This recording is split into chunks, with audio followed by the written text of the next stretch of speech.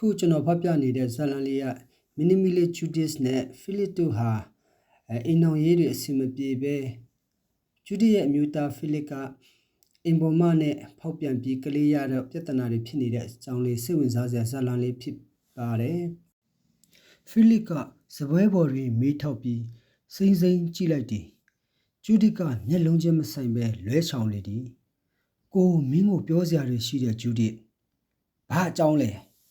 ဘာကြောင့်လဲဆိုတော့ဝတ္တိရှမြန်ရဲ့ကြီးကြီးပြူပြူကျုံဆိုမခံရတာ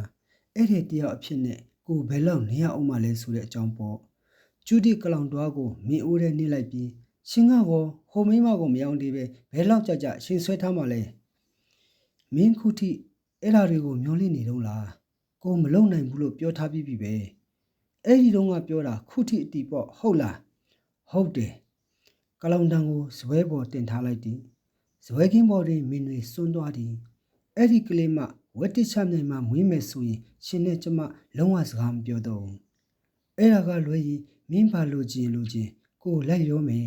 ဒါပေမဲ့အင်ဂျယ်လစ်ကိုတော့ကျွန်လေတဲ့ထက်မပေးလိုက်နိုင်ဘူးအဲ့ဒါနောက်ဆုံးပဲဖိလစ်ကဒိုးတော့ပြန်ပြောသည်ဂျူဒီလက်တီးနှစ်ဖက်ဖြင့်နှစ်ဖင်ကိုတအားဖိထားလိုက်သည်ဖိလစ်ကအငိုတင်းတင်းချိတ်ထား၏ဂျူဒီကိုအလျှော့ပေးဖို့ဆုံးဖြတ်ပြီးဖြစ်သည်သူစိတ်ကျဉ်နှံ့မယ်ဆိုရင်ဘာကိုပဲလုပ်ပေးရတို့တော့ကျွန်းလေးတွေအကြောင်းကျွန်းတွေထားသည့်ကျွန်းလောင်ကန်းတွေအကြောင်းကျူးတစ်ထက်ပိုတိနေရဲ့ခက်နေခြင်းဖြစ်၏စိတ်လိုက်မှပြောနေခြင်းဖြစ်ပြီးရင်ထဲကတောင်းဆိုနေခြင်းမဖြစ်ပါစေနဲ့ဟုဖိလစ်ဆုတောင်းလိုက်၏ခဏအကဲခတ်နေလိုက်သည်ကျူးတစ်ခေါင်းဖော်မလားမခံမရနိုင်အောင်ကိုက်နေတယ်လို့ခေါင်းကိုလက်တီးနှစ်ဖက်ဖြင့်ဖိထားစီနောက်ဆုံးတွင်ချိုက်တန့်ယောဂါဂျူဒီကိုနောက်ထပ်နှိမ့်ဆက်ပါနဲ့တော့အကိုရဲ့အဲ့ဒီကလေးတာတားကလေးတွေနေပါဖြူမှာပြီးတော့အကိုနဲ့တူမှာ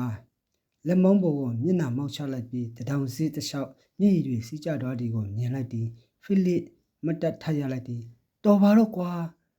ဒီအချောင်းတွေတော်စမ်းပါတော့ဖိလစ်ဆက်ပြီးတီးမခံနိုင်တော့သလိုစကားဖြတ်လိုက်သည်ကလောင်တန်ကိုကျူတီကောက်ယူပြီးစာအုပ်ထဲဆက်ရေးချနေသည်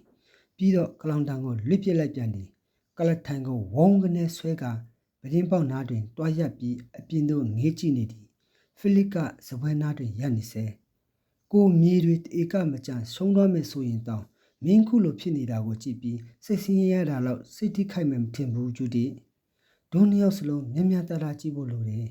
ခုတော့မင်းကတိတ်ပြင်းထန်လွန်းနေတယ်အော်အဲ့ဒီလိုထင်တာလား